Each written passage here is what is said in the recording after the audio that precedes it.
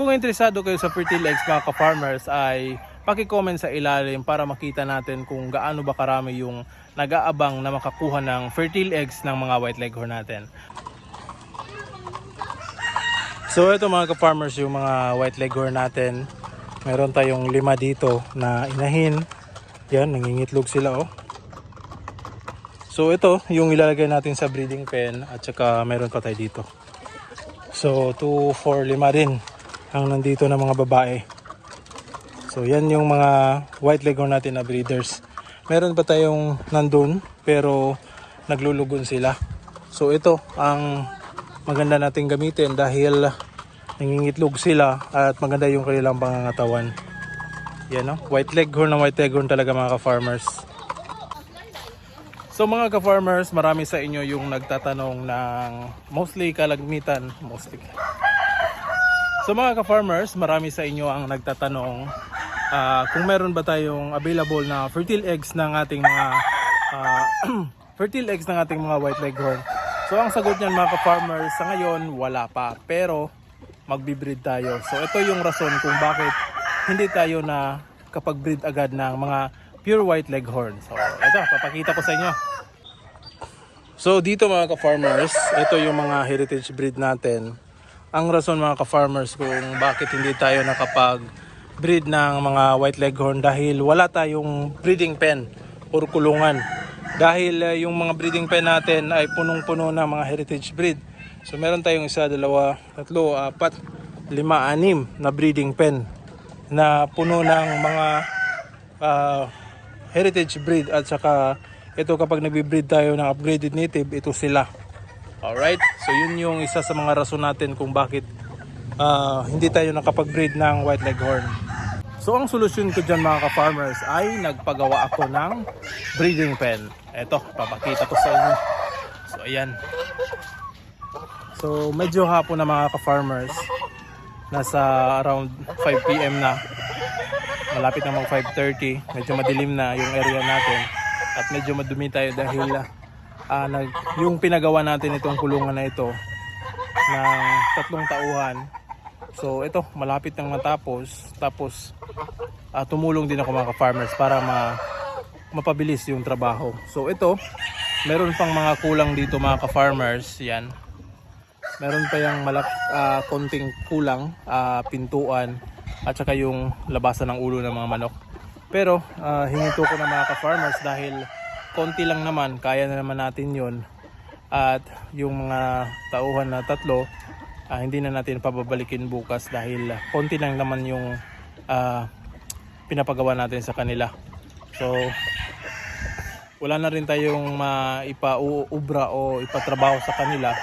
So matagal-tagal din sila, mga siguro 2 linggo sila dito. Dahil yung mga mapapansin nyo sa palibot, yung mga yung tawag dyan, alad, yung bakod natin mga ka-farmers dyan hanggang doon sa likuran, patungo pa doon mga ka-farmers, ay pinaayos natin doon sa mga tao na yon. So makakakilala rin natin ng mga ka-farmers yung pinatrabaho natin dito. So 3 tauhan naglinis dito sa area dahil sobrang dumi na talaga. Napakakalat mga ka-farmers dahil maraming mga dahon, yung mga puno na tumutubo, marami na rin. Kaya nagpalinis na lang tayo at gumastos na lang tayo. So dyan din mga ka-farmers, nagpabakod rin tayo ng yero hanggang dun para yung mga manok natin ay hindi makalabas at saka kung merong makawala at saka yung aso hindi makapasok dito sa area. So isa ring rason dyan is yung mga aso talaga dahil yung bakod dyan is screen, kaya kailangan maglagay ng magandang bakod para hindi makapasok yung manok.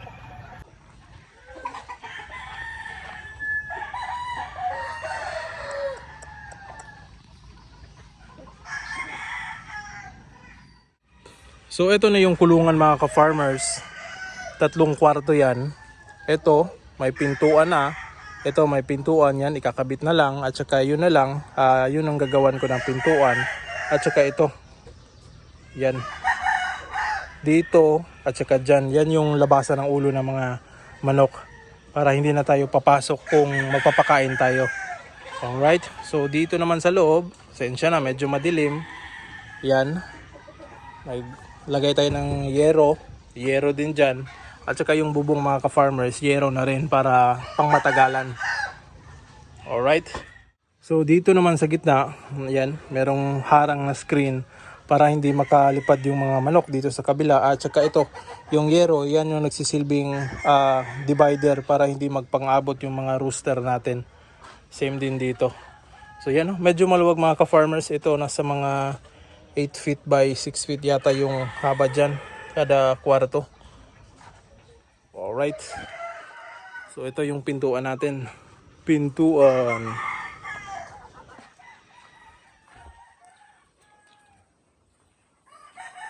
So lahat ng gilid mga ka-farmers, pinalagyan na natin ng yero.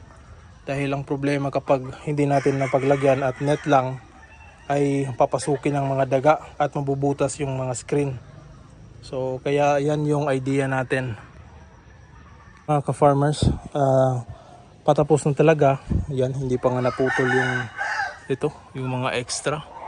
So ako na lang ang magtatrabaho niyan, at least makakatipid na rin tayo. So ito, ayan, matibay na yan. Ito siguro tatagal pa ito ng mga 10 taon.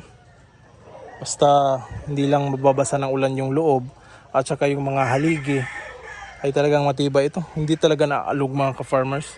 Hindi kagaya ng ginawa kong isa yung unang breeding pen ko na talagang maaalog siya. Ito matibay talaga. Yan oh, hindi talaga naaalog. Alright, so yan yung update natin.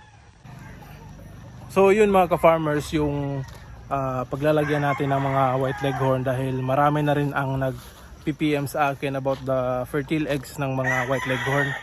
So antay-antay lang mga ka-farmers at hopefully malagay ko na yung mga breeders natin ng white leghorn at makapag-produce na rin ng mga fertile eggs para sa inyo.